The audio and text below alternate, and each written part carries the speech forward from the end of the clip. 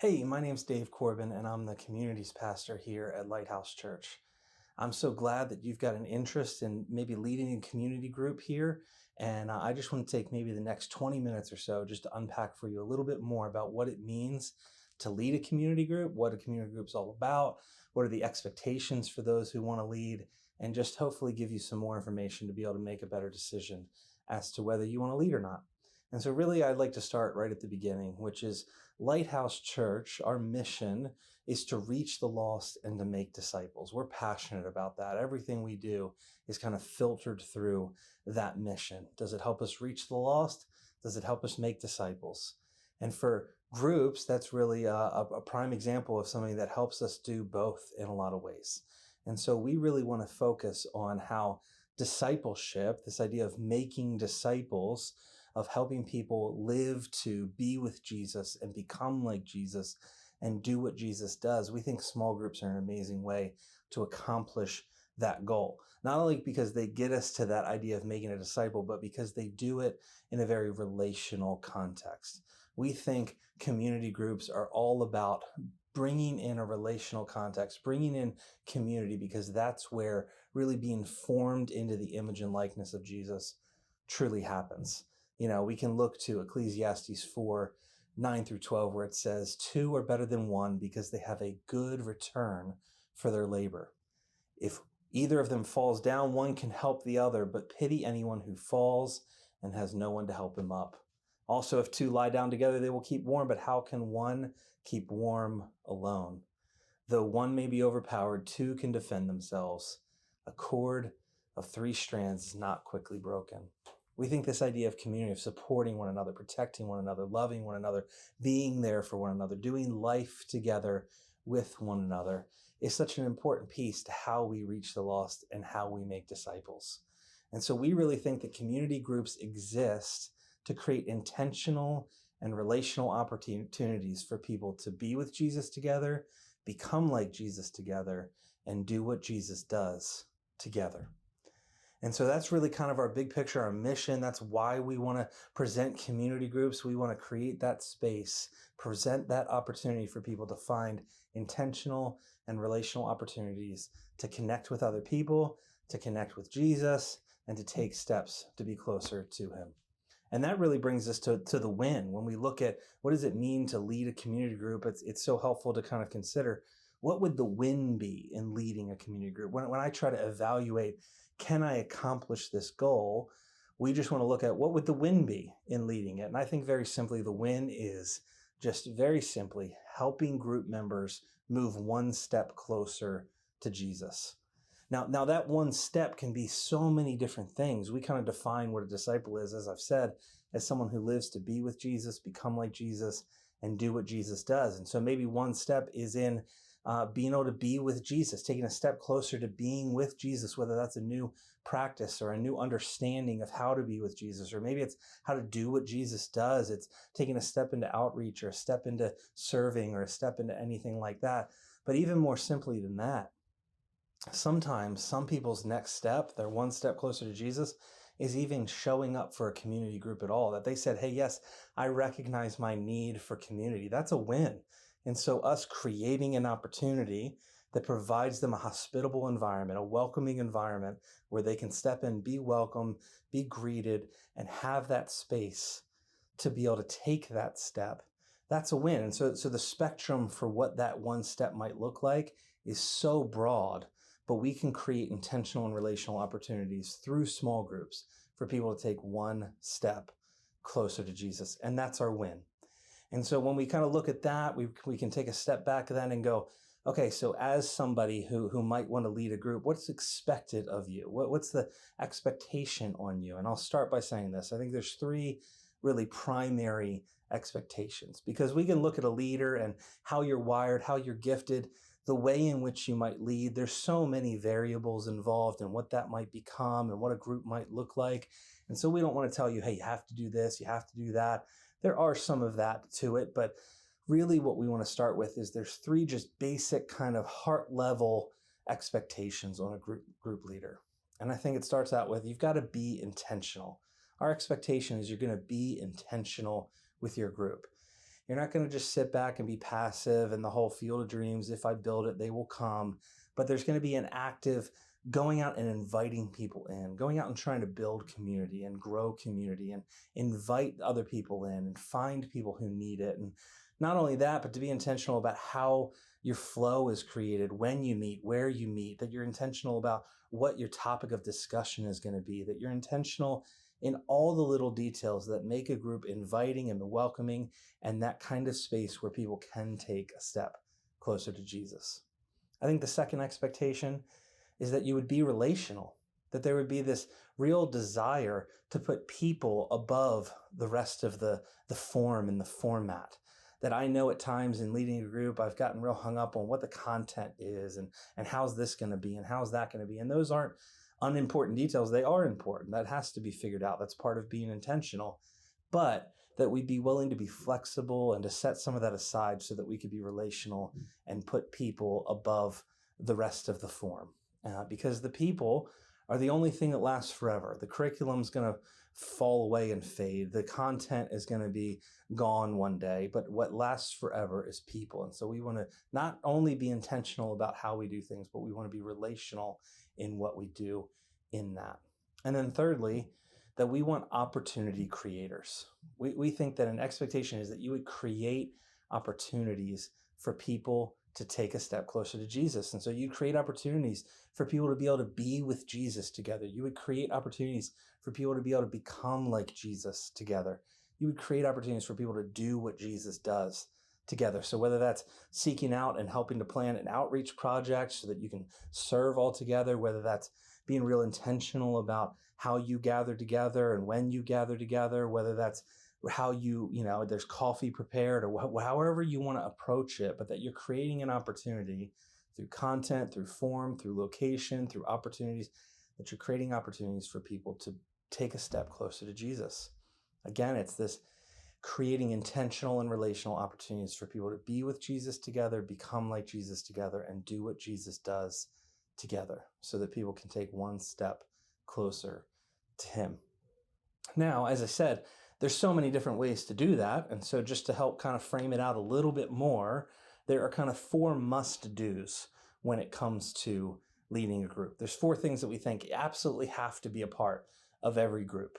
And really they kind of find a form and a function and a flow out of the account of Acts 2, where, the writer is going to recount for us that they devoted themselves to the apostles' teaching and to fellowship. They broke bread in one another's homes. They're meeting in the temple courts. They're breaking bread. They're going to house. They're spending time together in all these different ways. They're reaching out to people. They're finding favor with men. People are being saved. That there's kind of all these things going on in this early church that we can kind of take a template from for how our small group should run. And it really comes down to these 4 things. We think, first, it should be about community. The community, that's gathering together. That's praying for one another. Let's get together. There's a time, there's a place, there's a consistency to it. Now, there's flexibility, and there's, hey, okay, maybe we're not going to meet this week, but we'll meet next week. There's room for variation, but there's set time, intentional relational time to have community together. That we would gather together, that we would be a people that is together and for one another. And so praying for one another, gathering regularly, getting to know one another, being intentional about really getting to know the people and not just asking them to come for an event, but that the event is the people. And so we really think community needs to be a top priority. Where you gather, when you gather, how you do that, praying for one another, really diving deep into the layers of community, from connection to contribution to authenticity to commitment to one another. That we really want to see groups dive into those layers of community. And that is a high priority in a community group. Secondly, we would really emphasize that there should be truth. Really, truth is the person Jesus. Jesus is the way, the truth, and the life. And so we think there should be conversation around that, not specifically a lecture or a teaching, but that there's teaching through discussion, that people really learn the most when they discover information on their own. And so asking good questions, centering conversations around Jesus, being able to take rabbit trails and bring them back into the biblical framework. And so it's not about, hey, you have to be a good teacher to be a good leader. No, or to be a good small group leader. It's about being a facilitator who can point people to the truth and helping draw the conversation in, that there should be discussion in your group. That's a core component, not just community, not just hangout, but bringing hangout into truth so that we can all grow together and learn together. And then thirdly, there's worship. And I'm not saying specifically singing. That is a form of worship, and maybe your group chooses to do that, but we're not mandating that you sing together. But the idea of worship that says whether I eat or drink or whatever I do it all for the glory of God. It's life application. It's saying, as Romans 12 says, that I'm going to lay my life down as a sacrifice, that every part of my life I'm going to bring into this life application of the truth that I hear and that I receive.